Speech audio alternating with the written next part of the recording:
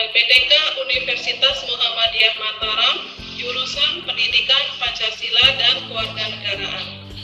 Pada hari ini, Senin tanggal 18 Oktober tahun 2021, saya akan melaksanakan uji kinerja praktek pembelajaran di kelas 10 PH5 dengan materi kedudukan warga negara dan penduduk Indonesia. Terima kasih.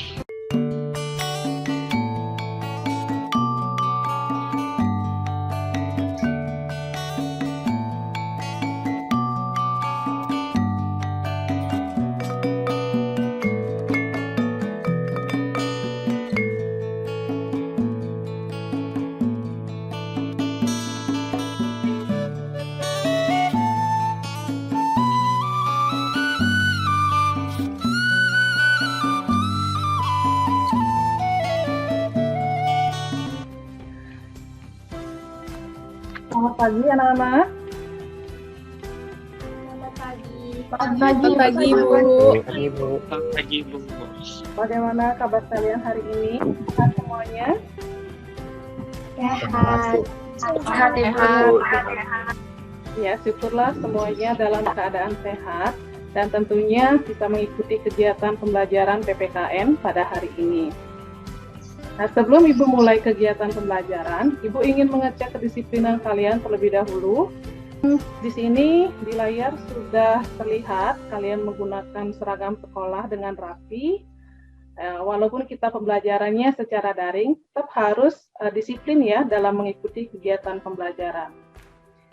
Silakan kalian siapkan hal-hal yang dibutuhkan untuk menunjang kegiatan pembelajaran pada hari ini, seperti pulpen, buku tulis, maupun charger laptop atau charger handphone ya, agar kegiatan pembelajarannya bisa berjalan dengan lancar. Apakah kalian sudah siap mengikuti pembelajaran hari ini? Sudah, Bu. Sudah, Ibu. Bu. Ya, seperti biasa dalam pembelajaran daring, sebelum memulai pembelajaran, Ibu biasanya mengecek suara dan video di Zoom ini ya. Apakah suara Ibu sudah terdengar dengan jelas? Sudah jelas, Ibu. Sudah, Ibu. Apakah video Ibu terlihat dengan jelas? Sudah. Jelas, sudah, Ibu. Bu, backgroundnya bagus, Bu. Ya, terima kasih ya. Untuk mengawali kegiatan pembelajaran hari ini, alangkah baiknya kita berdoa terlebih dahulu agar kegiatan pembelajaran bisa berjalan dengan lancar. Untuk doa, Ibu persilakan kepada ketua kelas untuk memimpin doanya. Silakan Reda. Baik teman-teman, sebelum kita memulai pelajaran pada pagi hari ini, alangkah baiknya kita berdoa terlebih dahulu. Berdoa sesuai dengan agama dan kepercayaan masing-masing, berdoa dimulai.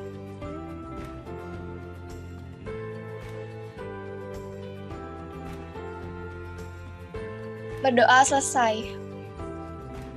Terima kasih. Tunggare. Terima kasih Reda sudah memimpin doanya hari ini. Anak-anak, silakan kalian melakukan absensi di Google Classroom. Ibu sudah share absennya di sana. Selain absen, di sana juga sudah ada modul atau bahan ajar yang bisa kalian pelajari untuk menunjang kegiatan pembelajaran pada hari ini.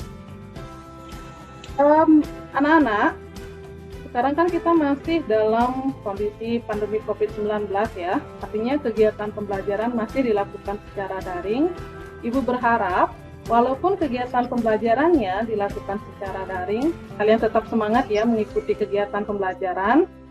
Karena kegiatan belajar itu tidak memperhitungkan waktu maupun tempat. Ibu berharap kalian belajar dengan serius ya. Belajar di mana saja itu harus dengan tekun, karena apa yang kita pelajari hari ini tentu saja akan bermanfaat bagi kita semua di kemudian hari. Kalian masih ingat minggu lalu kita membahas materi tentang apa? Wilayah NKRI, Bu.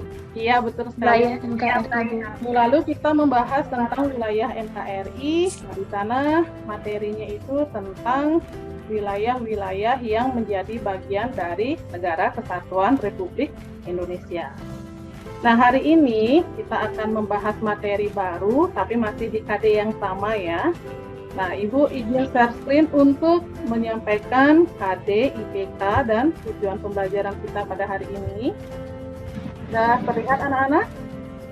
Sudah, Bu. Sudah, Ibu. Bu. Sudah, Bu. Ya, terima kasih. Untuk KD, pembelajaran kita pada hari ini adalah sama dengan minggu lalu, yaitu menelaah ketentuan Undang-Undang Dasar Negara Republik Indonesia tahun 1945 yang mengatur tentang wilayah negara, warga negara, dan penduduk, agama, kepercayaan, serta pertahanan dan keamanan. Nah, untuk IPK atau indikator pencapaian kompetensinya ada 5. Yang pertama adalah membedakan kedudukan warga negara dan penduduk. Yang kedua adalah mengidentifikasi status warga negara Indonesia. Yang ketiga adalah mengidentifikasi asas-asas kewarganegaraan. Yang keempat, mengidentifikasi syarat-syarat menjadi warga negara Indonesia. Dan yang kelima adalah menganalisis penyebab hilangnya kewarganegaraan Indonesia. Nah, yang paling penting dalam kegiatan pembelajaran pada hari ini adalah tujuan pembelajarannya. Nah, setelah kalian mempelajari materi ini dengan model pembelajaran problem based learning, kalian nantinya diharapkan mampu untuk 1.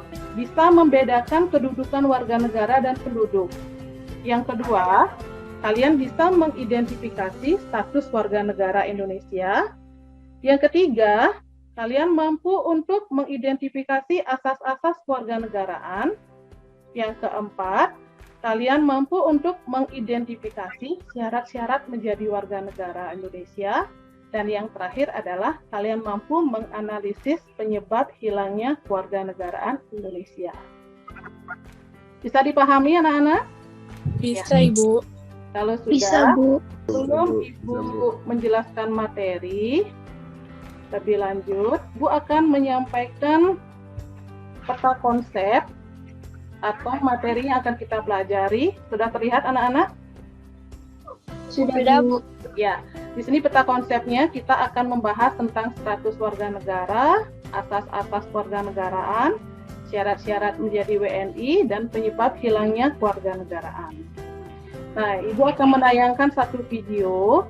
Nanti setelah penayangan video ini, kalian bisa bertanya tentang isi video tersebut.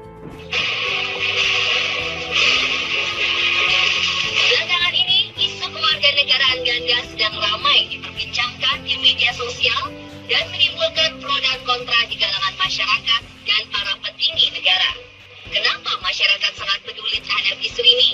Ya, seperti yang kita ketahui bersama, bahwa negara kita, Indonesia, tidak menganut sistem kewarganegaraan ganda. Oleh sebab itu, isu kewarganegaraan ganda menjadi isu yang sangat sensitif dan sering menimbulkan kontroversi.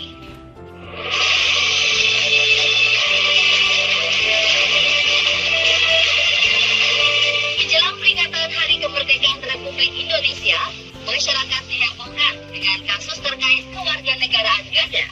Kasus ini menjadi sorotan lantaran menimpa orang penting, yakni Menteri Energi dan Sumber Daya Mineral Archandra Tahar dan anggota Paskibraka Nasional Gloria Natapraja-Hamel.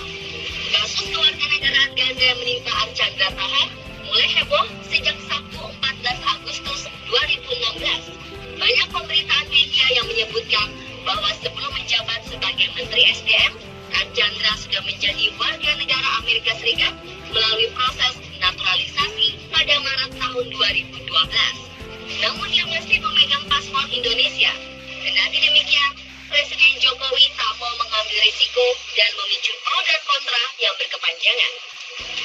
Melalui sebuah pernyataan resmi yang disampaikan Menteri Sekretaris Negara Pratikno, Archandra Tahar diberhentikan secara terhormat dari posisinya sebagai Menteri Energi dan Sumber Daya Mineral dan menunjuk Luhut Binsar Panjaitan sebagai pelaksana tugas Menteri SDM. Beberapa pihak menilai pemerintah sudah kecolongan karena mengangkat seseorang yang berkebangsaan asing menjadi menterinya. Pemilihan Archandra Tahar sebagai Menteri SDM dianggap melanggar Undang-Undang Nomor 39 Tahun 2008 yang yang menyebutkan salah satu persyaratan untuk diangkat menjadi menteri adalah seorang yang berstatus warga negara Indonesia. Nah, anak-anak, tadi Ibu sudah memutarkan videonya. Silakan bagi yang ingin bertanya. Kenapa di Indonesia itu tidak boleh kayak mempunyai kewarganegaraan ganda gitu? Ya, karena di Indonesia itu menerapkan sistem kewarganegaraan tunggal. Jadi, tentu saja tidak boleh menggunakan sistem kewarganegaraan ganda. Ada lagi yang bertanya? Ibu, Ovi mau tanya, Ya, silakan Ovi. asas kewarganegaraan itu apa, Bu? Baik, terima kasih Ovi. Asas kewarganegaraan itu adalah dasar berpikir masuk atau tidaknya seseorang sebagai anggota keluarga negara di suatu negara. Itu namanya kewarganegaraan. Ada lagi yang bertanya? Ya Bu, saya ingin bertanya Bu. Iya, silakan Krisna. Ya, tadi kan dikatakan dalam video ada seseorang yang mendapatkan naturalisasi di sebuah negara. Saya ingin bertanya, apa itu naturalisasi, Bu? Ya, terima kasih Krisna. Naturalisasi itu adalah perubahan status warga negara asing menjadi atau masuk ke status warga negara di suatu negara tertentu. Misalnya, si A warga awalnya itu adalah warga negara Inggris, tinggal di Indonesia. Setelah itu mengajukan naturalisasi untuk menjadi warga negara Indonesia. Nah, setelah disetujui naturalisasinya itu, maka terjadi perubahan status dari warga negara Inggris menjadi warga negara Indonesia. Bagaimana Krisna? Oh iya Ibu, mengerti Bu. Ya. Terima kasih yang sudah bertanya ya. Yang lainnya bagaimana? Sudah pas? Bisa dilanjutkan? Bisa, Bu. Ya. Baiklah anak-anak, sekarang Ibu akan menjelaskan materinya. Nah, hari ini kita akan membahas materi tentang kedudukan warga negara dan penduduk Indonesia. Ya, sudah terlihat ya PPT-nya? Sudah, Bu. Ya. Sudah, Bu. Kedudukan warga negara dan penduduk Indonesia. Jadi di sini ada kata warga negara dan ada kata penduduk. Warga negara itu adalah seseorang secara hukum bertempat tinggal di suatu negara tertentu. Kalau penduduk itu adalah seseorang yang tinggal secara menetap di suatu negara. Jadi ada perbedaannya. Kalau warga negara secara hukum, kalau penduduk itu seseorang yang tinggal secara menetap di suatu negara tertentu. Nah, Ibu mulai dari status warga negara Indonesia.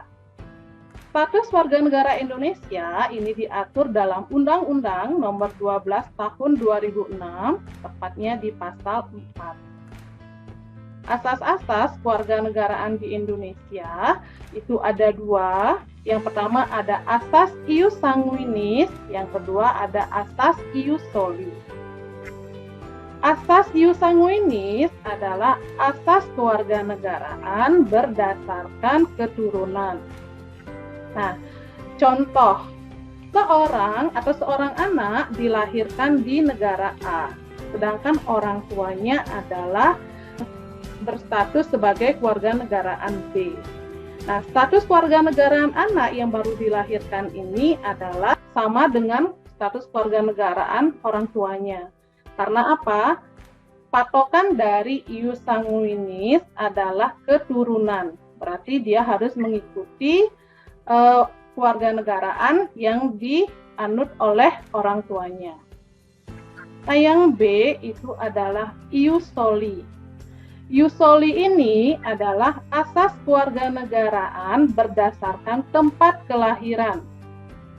Misalnya, seorang anak dilahirkan di negara A. Orang tuanya status kewarganegaraannya di negara B. Anak tersebut status kewarganegaraannya adalah status kewarganegaraan negara A karena anak tersebut dilahirkan di negara A. Patokan dari ius soli itu adalah tempat dia dilahirkan. dan tidak terpengaruh oleh status kewarganegaraan orang tua atau keturunannya.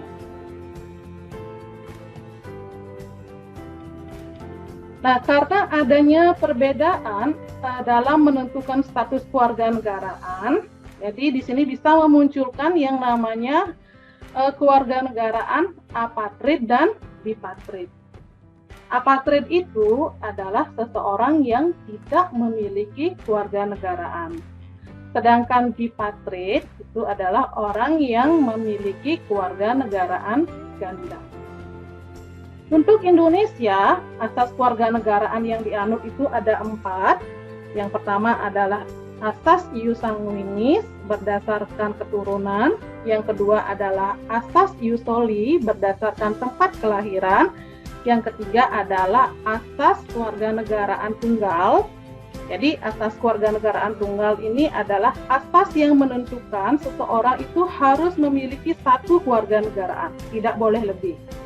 Nah, sedangkan asas kewarganegaraan ganda terbatas itu adalah asas kewarganegaraan yang diberikan kepada anak-anak yang sudah memenuhi syarat-syarat dalam ketentuan Undang-Undang Dasar.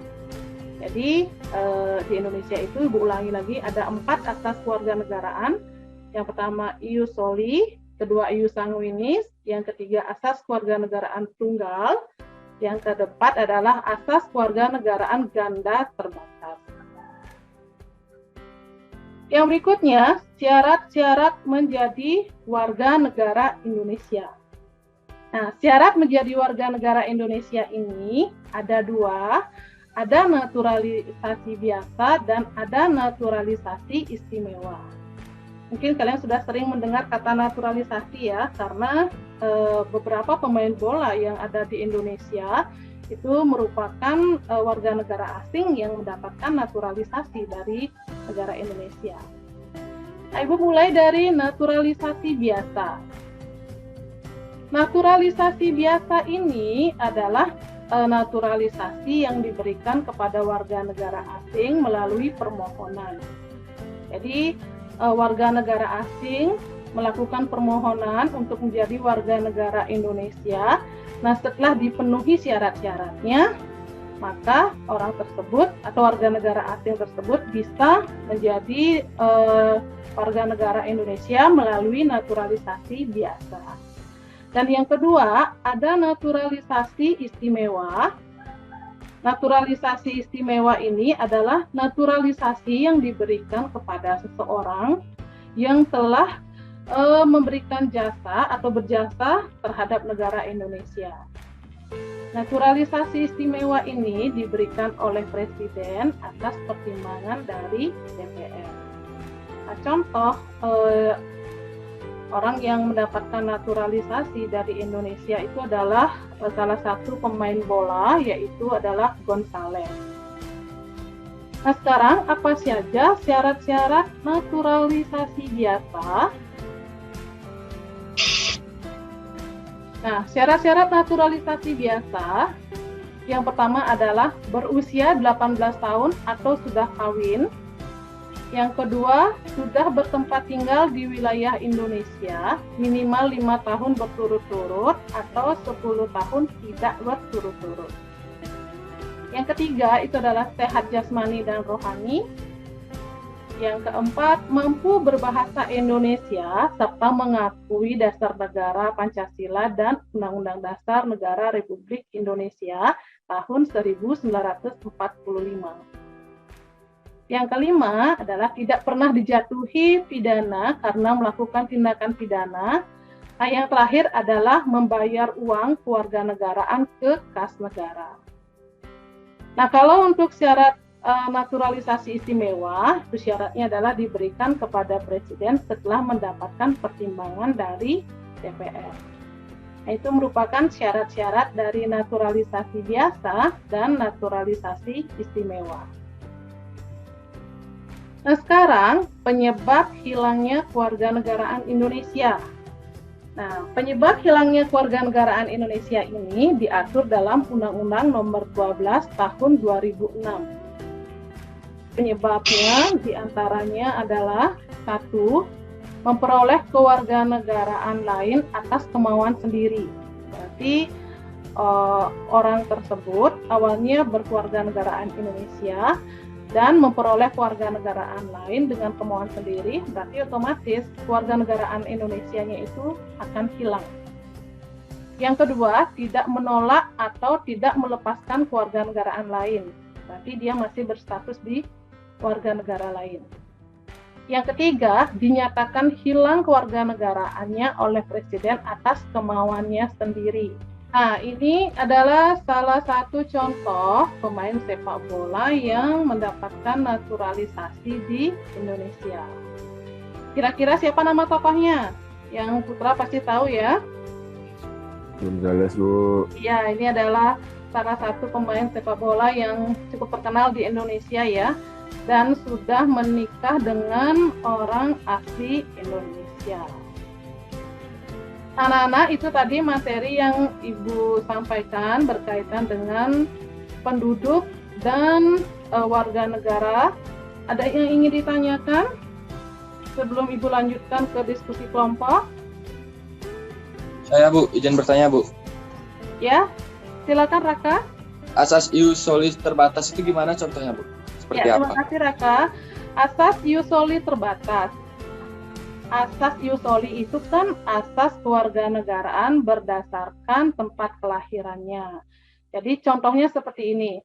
Apabila ada seorang anak yang dilahirkan di Indonesia, pada saat anak tersebut dilahirkan, kedua orang tuanya ini tidak memiliki status kewarganegaraan atau status kewarganegaraannya tidak jelas. Maka anak yang dilahirkan ini diberikan status kewarganegaraan sampai umur 18 tahun. Nah, setelah berumur 18 tahun, anak tersebut bisa menentukan kewarganegaraannya mengikuti orang tuanya atau ikut sebagai bagian dari kewarganegaraan Indonesia. Bagaimana, Raka? Baik, Bu, sudah paham saya, Bu. Ya, terima kasih, Raka. Ada lagi yang ingin bertanya? Izin bertanya, Bu. Ya, silakan, dia. Kira-kira negara mana aja yang menganut asas ius soli sama asas ius sanguinis? Nah, kira-kira negara apa saja yang menganut asas ius soli atau ius sanguinis? Ada yang tahu? Pernah mendengar, anak-anak? Atau mungkin kalian pernah membaca di internet? Izin menjawab, Ibu. Ya, silakan. Oke, untuk negara yang menganut asas ius soli, yaitu contohnya ada negara Amerika Serikat, ada negara Belanda, ada negara Kanada, ada negara Argentina, dan juga Brasil. Sementara dan untuk asas ius sanguinisnya, yaitu kita Indonesia, Belanda, Filipina, Inggris, Jerman, juga Tiongkok. Iya, bagus sekali ya kalian. Jadi negara-negara yang menganut ius soli dan ius sanguinis itu ada beberapa negara ya. Kalau di ius soli itu contohnya adalah Amerika Serikat, Kanada, Argentina, Brasil. Kalau ius sanguinis itu adalah contohnya negara kita Indonesia, terus ada Belanda, Filipina, Inggris. Nah, itu contoh negara yang menerapkan atau menganut sistem kewarganegaraan secara ius soli dan ius sanguinis. Ada lagi yang bertanya? Saya Felicia, Ibu ingin bertanya. Ya, silakan Felicia. Oh ya, baik. Untuk perpindahan warga negara asing tadi, kira-kira apa resikonya jika kita menikah dengan warga negara asing, Ibu? Nah, apabila kita menikah dengan warga negara asing, maka resikonya adalah kita bisa kehilangan kewarganegaraan Indonesia. Misalnya, orang warga negara Indonesia menikah dengan warga negara Belanda. Apabila di Belanda itu mengharuskan istrinya harus ikut kewarganegaraan suaminya, berarti otomatis kewarganegaraan istrinya di Indonesia hilang dan masuk menjadi kewarganegaraan Belanda. Bagaimana, Felicia? Sudah bisa dimengerti, Ibu. Terima kasih. Terima kasih, Felicia. Nah, itu tadi sudah ada teman kalian yang bertanya. Nah, sekarang waktunya kalian untuk melakukan diskusi kelompok. Silakan dilihat dulu nama kelompoknya. Ibu sudah membagi kalian menjadi beberapa kelompok. Setelah itu, silakan kalian menuju Google Classroom. Nah, di Google Classroom, Ibu sudah share forum diskusi Silakan kalian berdiskusi di sana. Nah, yang kalian diskusikan itu adalah LKPD. Bentar ya, Ibu share LKPD-nya. Sudah terlihat LKPD-nya, Nana? Sudah, Bu. Ya, ini LKPD. Silakan kalian diskusikan LKPD sesuai kelompoknya masing-masing. Nah, di LKPD ini ada artikel yang judulnya adalah Antara Gloria dan Archandra itu serupa tapi tidak sama. Jadi ini adalah artikel yang menyajikan tentang permasalahan kewarganegaraan yang dimiliki oleh Gloria dan Archandra Tahar. Di bawahnya, di bawah artikel ada pertanyaan, silakan kalian diskusikan dengan teman-temannya. Pertanyaannya sesuai dengan kelompoknya masing-masing. Ada yang ingin bertanya, Nana, sebelum kalian berdiskusi kelompok? Tidak. Tidak ada, Bu. Oke, kalau sudah, silakan dikerjakan diskusinya. Ibu berikan waktu kurang lebih 15 menit ya.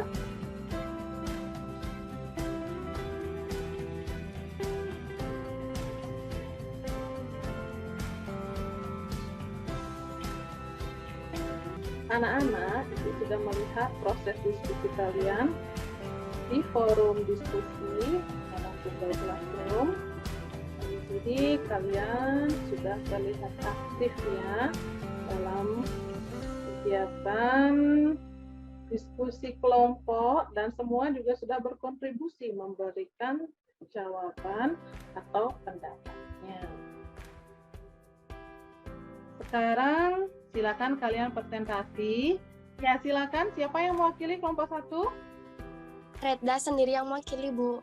Untuk soalnya, bagaimanakah status kewarganegaraan bagi anak di bawah umur 18 tahun, di mana ayahnya itu WNA atau warga negara asing dan ibunya itu WNI atau warga negara Indonesia, menurut Undang-Undang Nomor 12 Tahun 2006 tentang Kewarganegaraan Indonesia?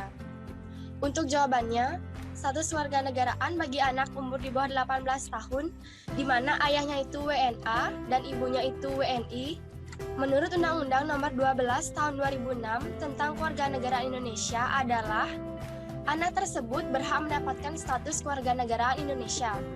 Dan berdasarkan asas kewarganegaraan yang anut di Indonesia, anak tersebut mempunyai kewarganegaraan ganda terbatas, yaitu terbatas sampai anak tersebut berusia 18 tahun. Sekian dan terima kasih. Ya, terima kasih Redda sudah menyampaikan hasil diskusi dari kelompok 1. Tepuk tangan dulu untuk kelompok 1 ya, yang diwakili oleh Redda. Izin bertanya, Bu. Ya, silakan. Ya. Kenapa Indonesia menganut asas ius soli terbatas, Bu? Nah, kenapa Indonesia menganut asas ius soli terbatas? Terbatas. Ada yang bisa menanggapi? Sebelum Ibu yang menanggapi ya. Izin menanggapi, Bu. Ya, silakan. Selasi. Dianutnya asas ius soli terbatas di Indonesia merupakan bentuk perlindungan hukum bagi anak yang baru lahir di wilayah NKRI. Namun status dan asal-usul orang tuanya tidak diketahui. Ya, terima kasih Selasi ya. Jadi dianutnya asas ius soli terbatas itu di Indonesia merupakan bentuk perlindungan bagi anak-anak yang lahir di wilayah Negara Kesatuan Republik Indonesia, namun status dan asal-usul orang tuanya tidak jelas atau tidak diketahui. Kan ada orang yang tidak memiliki status kewarganegaraan yang disebut dengan apatrid. Bagaimana? Sudah paham? Ya, Bu. Ya. Untuk presentasi berikutnya, silakan kelompok mana yang ingin presentasi? Ini izin presentasi, Bu. Saya Tri Vijayanti, nomor absen 33. Ingin mewakili kelompok 3, yaitu akan membahas tentang bagaimana cara memperoleh kewarganegaraan Indonesia bagi orang asing. Jadi di sini ada dua cara. Yang pertama yaitu naturalisasi biasa dan yang kedua itu naturalisasi istimewa. Jadi naturalisasi biasa itu merupakan cara untuk memperoleh kewarganegaraan Indonesia harus melalui permohonan.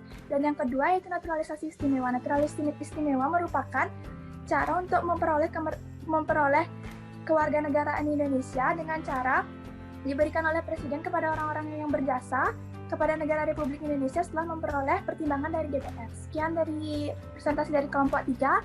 Terima kasih, Ibu. Ya, terima kasih Vija. Vijayanti, kameranya terbalik ya. Sudah, Ibu. Sudah? Masih terbalik ya. Posisi badannya kepalanya masih di samping ya. Oh iya.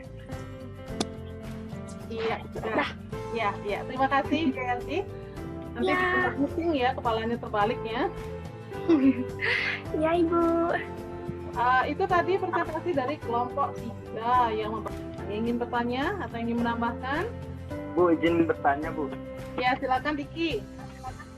Ibu bisa jelaskan apa itu paspor? Nah, apa itu paspor? Kalian jurusan pariwisata tentunya sudah tidak asing lagi ya.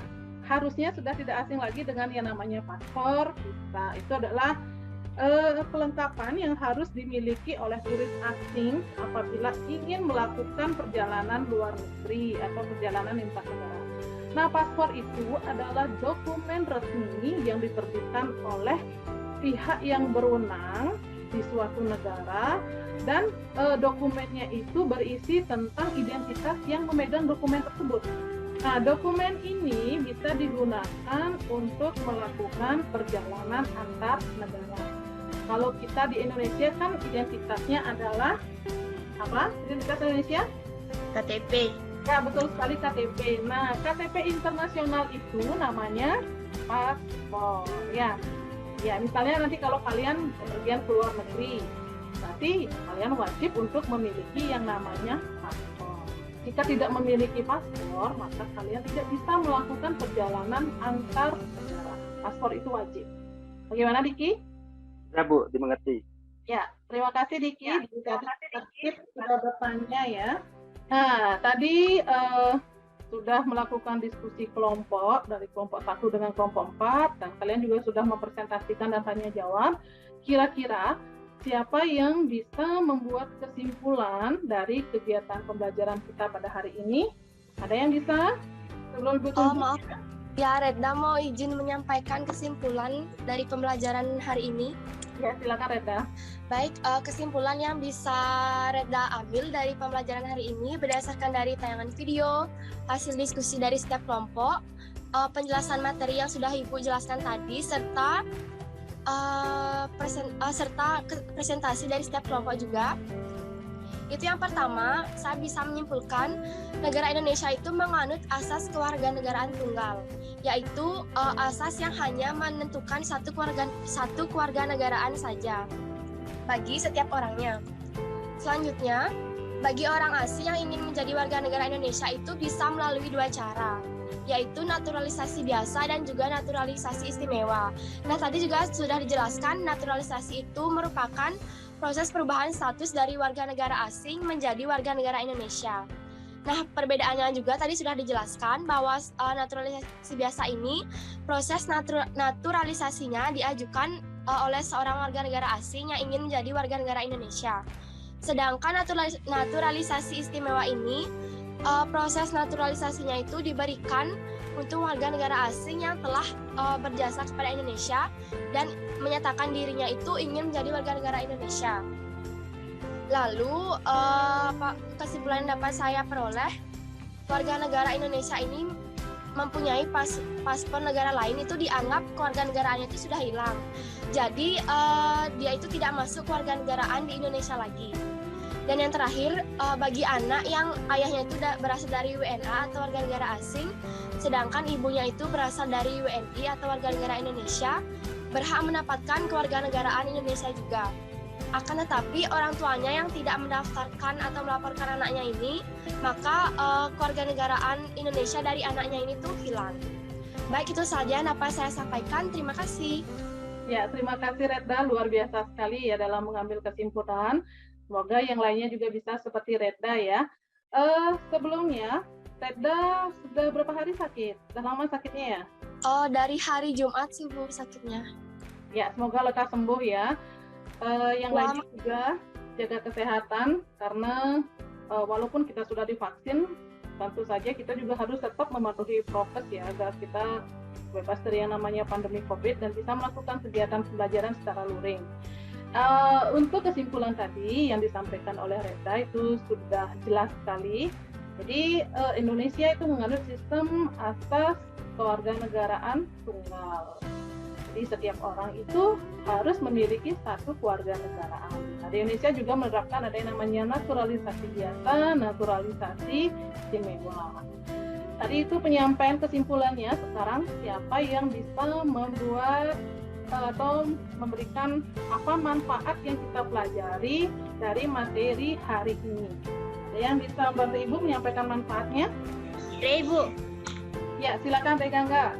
Oke, jadi kegiatan pembelajaran kita hari ini, poin-poinnya yang Re dapat itu, manfaat yang kita dapat, kita jadi lebih tahu tentang asas-asas kewarganegaraan yang berlaku di Indonesia. Terus yang kedua itu syarat menjadi warga negara Indonesia. Lalu yang ketiga, siapa-siapa saja yang berhak menjadi warga negara Indonesia. Dan yang terakhir, kita juga lebih tahu tentang faktor penyebab bagaimana sih hilangnya kewarganegaraan dari satu individu yang tinggal di Indonesia atau warga negara Indonesia itu sendiri. Ya, terima kasih. Ya, sekian Mas. Sari sampai. Ya, terima kasih Regangga. Bagus sekali. Sama-sama.